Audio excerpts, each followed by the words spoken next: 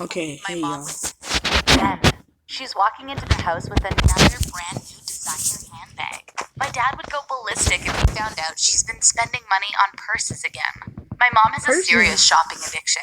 She tries to hide it from us, but she talks to her family friends about it all the time. What the heck is this? What? She thinks I can't hear her because I'm deaf. Well, surprise, I can. What? Since I was 7 years old, my hearing started to deteriorate.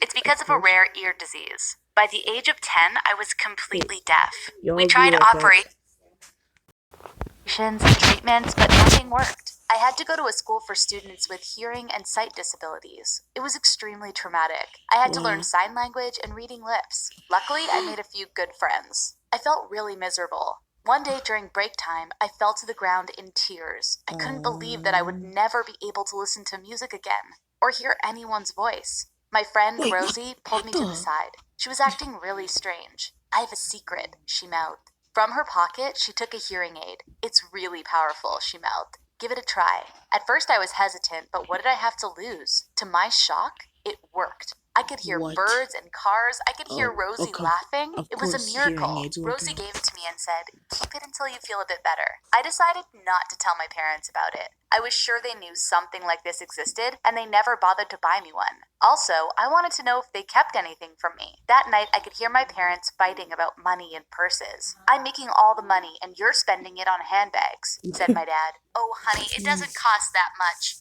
You know that. It's all for the show. Even though it was really great to hear again, I didn't like listening to my parents fighting. But nothing could prepare me for the secrets that I would find out next. That night, my parents got all dressed up. My mom was showing off her new glittering designer dress and matching shoes. Off they went to a fancy dinner at some rich guy's house. My dad was only a small shop manager, and my mother stayed at home. Where did they get all that money from? Luckily, I was old enough and didn't need a babysitter. I watched some TV with the sound turned to full volume. Suddenly, there was a knock at the door. I got a fright and switched off the TV. The knock became louder and louder. I looked through the peephole. It was a lady. She seemed distressed. It's Mia. Open up. Open up. They're looking for me. Everything in my body told me not to open the door, but I did it anyway. I had my sign nearby. I can't hear you. I'm deaf. I showed it to the lady as she forced her way in.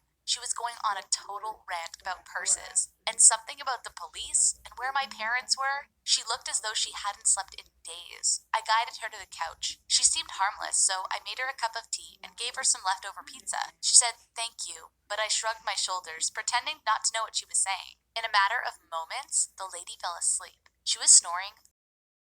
Finally, my parents came into the house. They were arguing again. My mom said, if you didn't give it all away, we'd be rich by now. To which my dad replied, if you would have just stuck to the plan, I wouldn't have given it all away. Then they saw me. Honey, you're still awake. I pointed to the sofa. My mom was completely shocked. Mia, what are you doing here? My dad used sign language to tell me that it was my mom's childhood friend. Then he told me to go to my room. So I did. I tried to listen to my parents and what they were saying when something really weird happened. My hearing aid started to buzz. It made these strange noises like a radio tuning into a station. Was I picking up signals? It doesn't seem like Mia will be coming out of that house tonight. I quickly jumped to look out of the window. A black SUV was standing outside. 2 men were sitting in the front. It looked like one had a hand radio. I heard them talking. Let's go. We can catch up with her tomorrow. We don't want them seeing us. The SUV drove off. A few moments after the 2 guys left, I could see my parents and Mia walking to her car. They opened the trunk and removed 5 big black bags from it. My dad said, we'll keep them in the safe.